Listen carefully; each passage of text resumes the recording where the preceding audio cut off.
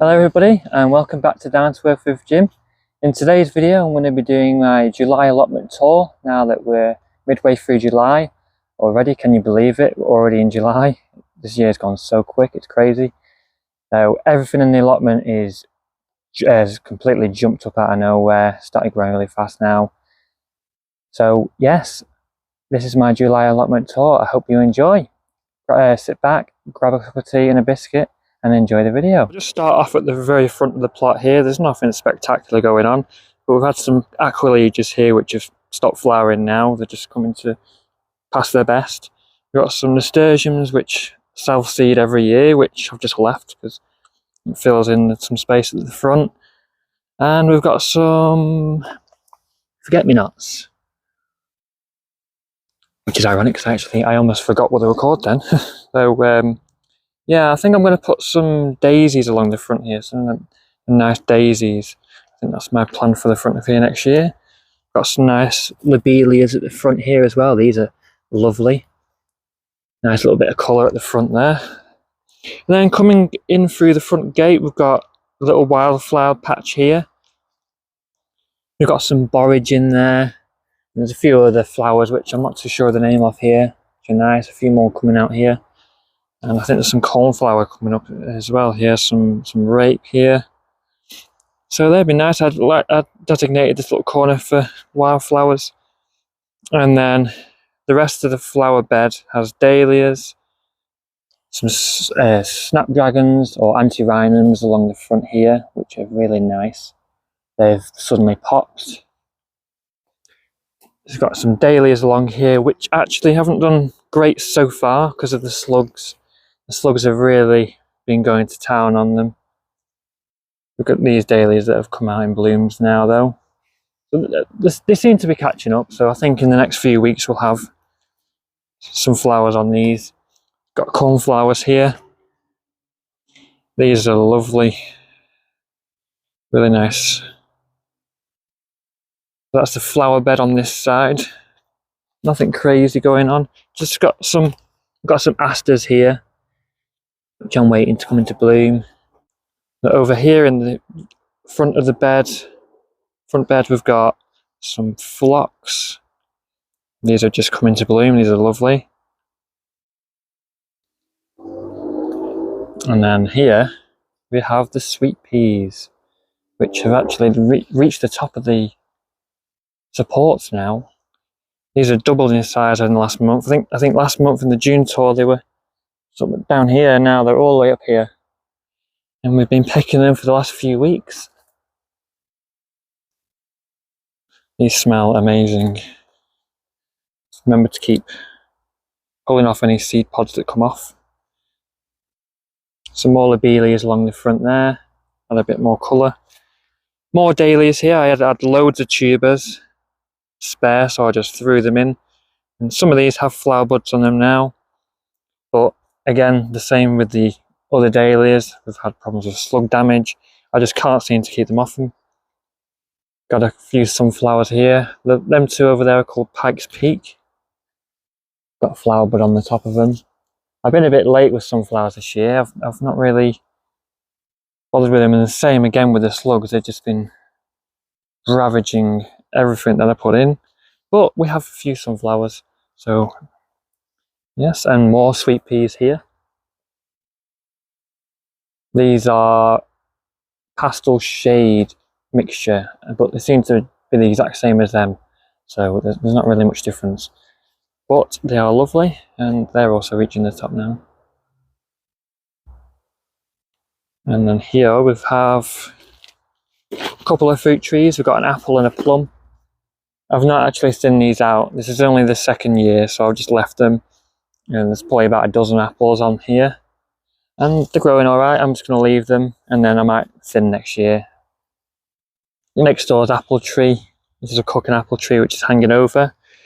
They kindly let me keep any apples that come over, so that's nice. And the plum tree, this is only in the second year now too. And I think there's 3 or 4 plums on there. Nothing crazy, but they're only small. And then the bed next to it, we've got onions, which have the downy mildew. I need to pull these up soon actually. I'm going to be doing that later today. I've pulled a few here up. They're not a bad size, they're okay. I'm going to dry these out and I'm going to be stringing them and making a video on it. We have asparagus in this next bed here. We've lost a few crowns. I think they rotted during the winter, but a few of them made an appearance. My plan next year is to plant more crowns in the spring. So we lost those. And then we have the strawberry cage here, which we're still actually picking strawberries. There are a few in there I need to pick out. So yes, it's crazy. We've been picking strawberries now for the past 2 months. Started them off in the polytunnel middle of May, and we've just finishing picking them now. So we've been strawberried out this year. Loads of strawberries. In this bed we've got courgettes, which we've been picking for the last couple of weeks. And we'll probably have courgettes till the end of the summer, start of the autumn. They just never stop. And then we've got our runner beans in between 2 beds here to save space. And these are coming through nicely now. We've got runner beans popping up everywhere. They've reached the top of the canes. On this side we've got some more main crop potatoes, which I'm going to leave in to get to a nice big size. Runner beans are one of my favourite vegetables. One of my favourite vegetables growing up as well, so I grow them every year. In this bed we've got leeks, which unfortunately a few of them have bolted.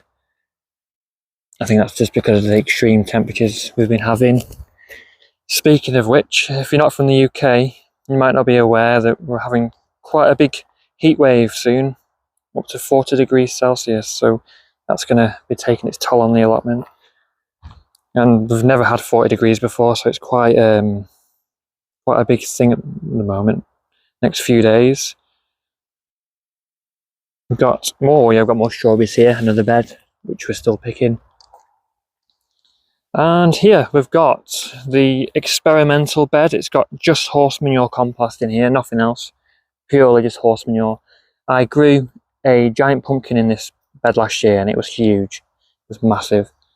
And this year I'm trying some tromboncino squash. Look like the long squashes. I'm trying them up here. We've got some nasturtiums here which are just self-seeded. I just leave them because I think they're a good trap plant for trapping black fly, keeping them off your other plants, so I always keep them. And then I just threw in a couple of tomatoes to see how they do in the horse manure, and to be honest they seem to be going crazy. I've just left them to it, see what they do. In this bed next to it we've got some more leeks. These are called mammoth pot, the big leeks, so we'll be harvesting them come autumn I think.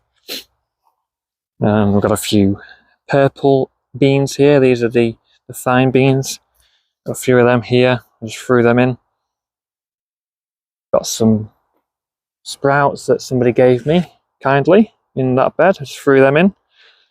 And then in this bed here we've got some swede, which has been demolished by slugs about 2 times. And they've come back. But a few weeks ago they had no leaves on them at all. So yes, I'm keeping a close eye on these because slugs really like to eat swede on my plot. And moving over to this bed here is our squash and pumpkin bed. I've companion planted some borage as well with these. All along here. The bees have been really enjoying these. The pumpkins are now climbing up the supports on this side. But the squashes on the other side aren't doing much. They've been quite slow to start, which is always the case for me actually. They take about 2-3 months to get going, and then come July, August, they just shoot up out of nowhere. So I'm expecting these to start romping away very soon. And hopefully we'll get some squash. I'm not holding my breath. We'll see. And then along here we've got just some mint. We've got a buddleia there, which is just in a pot. Got another sunflower here in this big pot, because I had some spares left. Got some more dahlias. These ones are doing okay. I've managed to keep the slugs off these. I've got a few ones here, some orange ones here, some nice ones. And we've got some more asters there. And then we've got a hydrangea there in that pot. Our herb bed here, which has gone absolutely mental. It's just gone wild everywhere. I've got chives, which have just been engulfed by this oregano. I need to cut this back because there is some tarragon over there as well. Chives, rosemary, lemon balm, some thyme. So yes, I need to cut this area back. It's gone a little bit wild. And moving over to this bed, we've got some. This was our lettuce bed. I've let it go to seed though, because my plan is to just take the seed off and replant them. Or I might actually just let this area just spread seed, and then it'll just come back again. We've got some more mint over here, two varieties. One's called peppermint and one's called ginger mint. They're nice. Got some lupins here in this bed. They're past their best now, unfortunately, but they were really nice a few weeks ago. We've got some more leeks in this bed next to it. This is our second lot, which will be harvesting, I think, in the next month or so. And then over here we've got some lavenders in pots. I did these from seed a couple of years ago. I'm surprised I managed to keep them alive, to be honest. Got some wild alpine strawberries here, just for a little bit of display. I like alpine strawberries. We've got some sweet corn here, which have now got the tassels on them. Just remember to give them a good shake to get all that pollen on the ears when they come up. Actually, we've got a few ears coming on. So sweet corn's always the last thing I seem to be harvesting, always around September time. Yes, we've got sweet corn coming up. In the bed next to that, we've got some cabbages. These are the big ones. I've probably done them a bit too close together. This here was broccoli, but the slugs have had a party in here. The cabbages in there. In this bed next to it, we've got our outdoor San Marzano tomatoes. I've been brave this year and I've tried a few tomatoes outdoors and they're doing alright, but I think the blight's probably going to get them. Got a few tomatoes on there. Yeah, got a few. So we'll see how they do. And coming over to the small greenhouse, got some extra tomatoes in here, just the heritage ones. I've thrown them in. Got some giant tomatoes here. Looks called Gigantamo. I'm not too sure how big they're going to get. And we've got a couple of grapevines here. This one's not doing too great, but this one's doing really good. It's completely covered in grapes, actually. Yeah, there's plenty of grapes on them. We've got a fig plant here. It's got some figs on them. In fact, yes, they're falling off. I don't know why. Not so sure. If anyone has any suggestions for growing figs, please let me know. And coming around here, we've got our Brussels sprouts. Brussels sprouts along here. So our Brussels sprouts are doing really well. They're coming up quite nicely. I'm probably going to need to put some sort of support in these soon, because they're getting quite tall. And then in the bed right next to it, we've got some carrots and parsnips. These are the ones that I put in modules as an experiment. I've pulled a couple of carrots up just to see, and they seem to be quite straight actually. We'll see how they do. A few more leeks just thrown in there because I had loads extra. And then in here we've got some more cabbages. These are the big ones called Brunswick. And yes, I need to de-weed in here actually, it's quite bad. We've got cabbages in there. This was the bed of main crop potatoes called Satanta, which I harvested last week. I did a video on that. You want to go and view? And these are all going in the shade as well as all these potatoes here. I've got more in buckets, which I'm just going to leave to get as big as I possibly can get them. Got broccoli in here, which we've been picking now. We've got a few more ready to pick actually in there. I need to get them out before they flower. And more carrots and parsnips in here. These are just my direct sown ones. Obviously I've netted them over to keep the carrot fly out, and it seems to have worked so far. And yes, we've already been pulling a few of these carrots up. This bed there's just a bit of purple kale in it, nothing else. I'm probably going to put my lettuce in here, my second sowing, as it's in the shade. It'll keep out the heat so they won't bolt. This is my crazy bed full of mange tea, which has just gone crazy.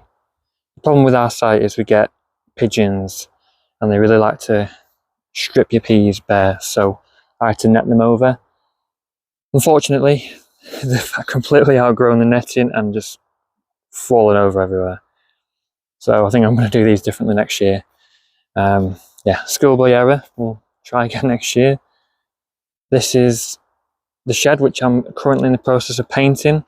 I need to put another layer on, I think. I put 2 layers on, but still a little bit. Still see the wood a little bit through it. And then here we've got more leeks again. A little bit of red chard on the back there. I've got some kohlrabi in this bed. It's been completely ravaged by slugs as well. I think that one's bolting there actually. Yeah, that one's bolting. I planted a few more of these. More cabbages along the back now, just starting to form heads. And this bed behind it, we've got some beetroot. So rainbow coloured ones, the stripy ones.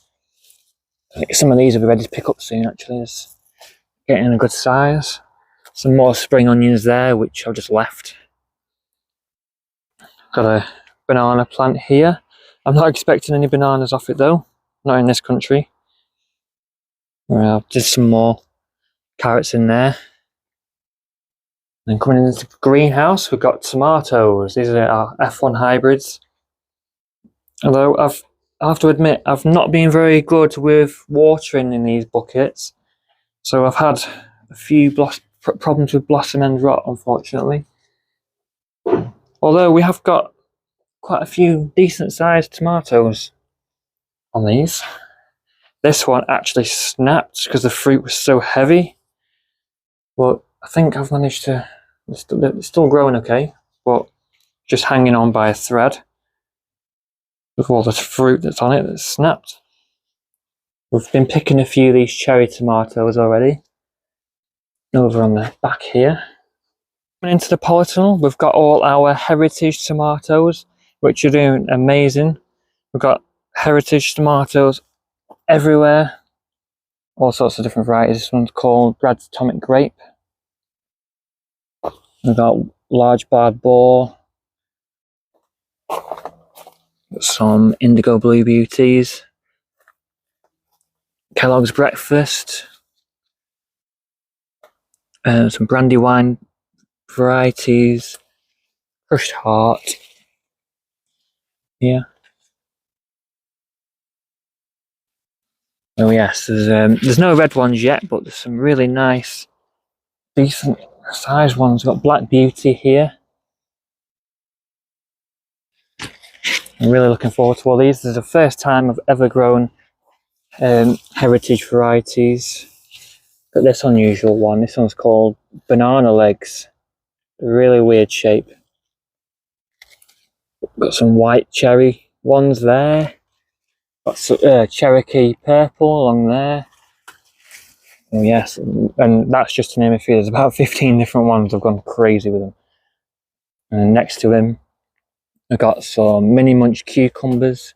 I've had a few cucumbers off these now. They're absolutely delicious. I've thrown in a courgette in here, which I'm gonna have to tie up. Actually, it's just gone everywhere. We've got a watermelon here and a watermelon there. That one's a Gala variety, and this one's just a normal watermelon. We'll see how they do. I've never actually tried growing watermelon before. And all along this bed here, we've got peppers, which weren't doing too great actually until a few weeks ago, and they just had a sudden growth spurt, and now they're doing okay. They've got flowers on them, plenty of flowers, so they've dramatically improved, which is good. And then here, got a couple of sweet corns in. Last year I grew sweet corns in the greenhouse and I got them in June, so I tried this year but not had as much luck.